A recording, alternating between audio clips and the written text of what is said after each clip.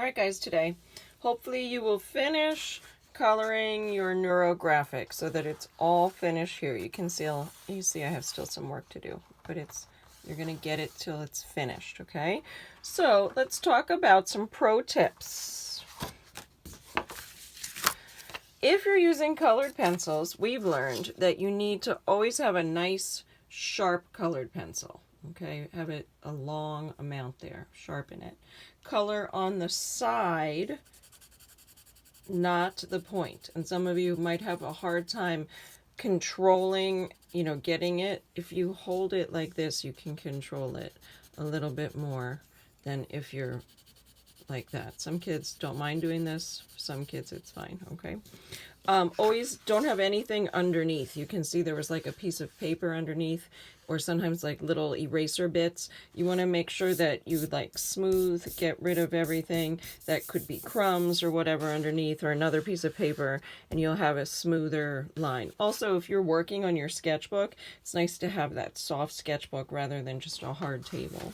And then building up your layers. Many, many layers make for nice shading, okay? And that's if you used a pencil or colored pencils.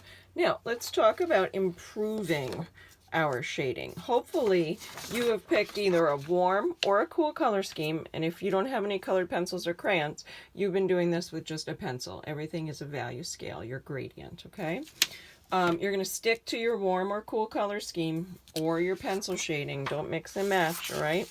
Now, say I have, you can see like some harsher lines within my gradient. So something I can use is a Q-tip. You might even have some Q-tips at your house.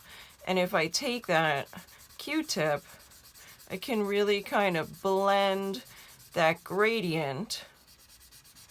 Now, some kids like to use their fingers, but our fingers might have a little bit of oil on them from something we've eaten. They could even have lotion or hair supplies or something. So I think it's nice to use a Q-tip. Now, you can see what a nice fade it is. This also becomes a shading tool in itself. You can use those nice light values there. All right, so that's helpful.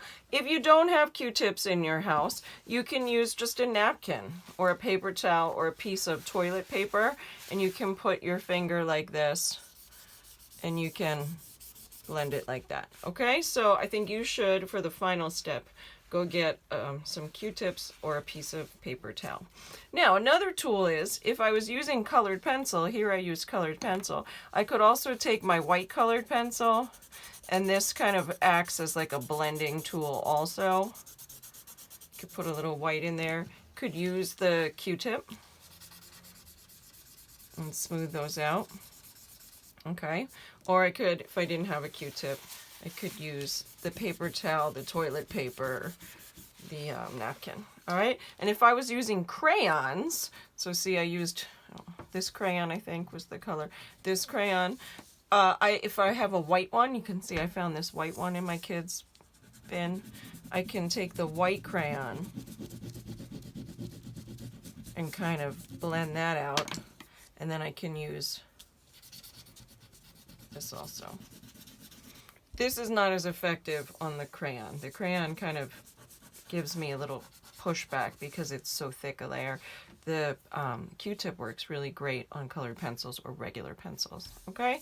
So your homework tonight is to finish shading each section in your color scheme or in your neutral color scheme, and then go back in and use those techniques I showed you, either the white colored pencil or the